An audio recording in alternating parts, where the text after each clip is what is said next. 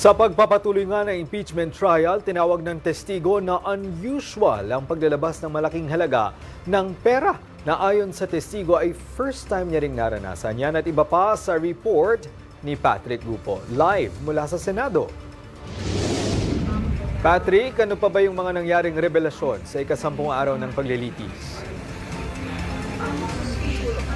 Greg, sa ika-10 o ika-4 na linggo ng impeachment trial ng Vice Presidente ay formal lang ang sinimulan ng Senate Impeachment Court ang pagdinig para sa Article 1 ng Articles of Impeachment. Ito ay nakatuon sa umano'y maling paggamit ng mahigit 600 million pesos na confidential funds ng Office of the Vice President at ng Department of Education. At sa pagsisimula nga ng pagdinig, Greg, ay iniharap na ng prosekusyon ang kauna-unahan nitong testigo para sa Article 1. Pinangunahan ni House Prosecutor mamamayang Liberal Party List Representative Laila De Lima ang opening statement ng prosekusyon.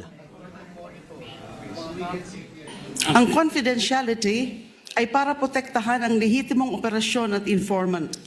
Hindi ito pahintulot para mag-imbento ng pangalan at dokumento.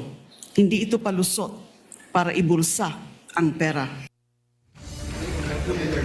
Tumutol naman ang depensa sa pangunguna ni Attorney Michael Powa dahil anin ay naglalaman ng legal conclusions ang statements ng prosekusyon.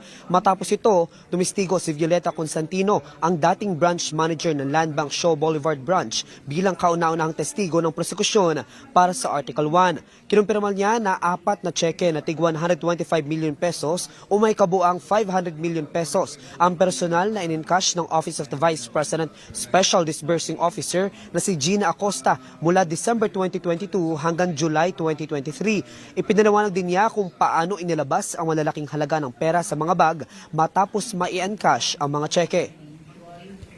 Madam Witness, anong klaseng bag ang pinaglagyan ng pera kung maalala po ninyo?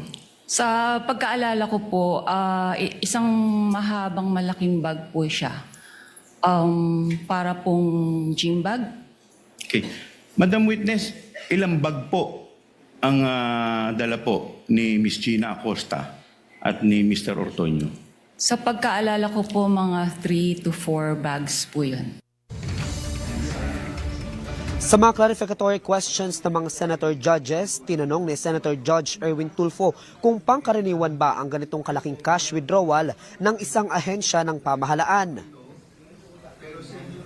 Is normal nakakita ka na ba nito ng other government agencies na ganito kalaki ang withdrawal? Wala po, unusual po ito.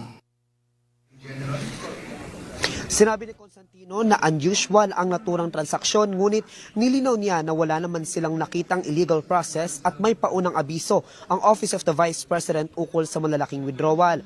Tinanong din ni Senator Judge Risa Hontiveros kung sa loob ng 32 years niyang panunungkulan sa Land Bank ay nakaranas na siya ng katulad na transaksyon. Sa 32 years nyo po sa banking industry, sa Land Bank, nakakita na po ba kayo ng ganyang kalaking amount na withdrawal ever before?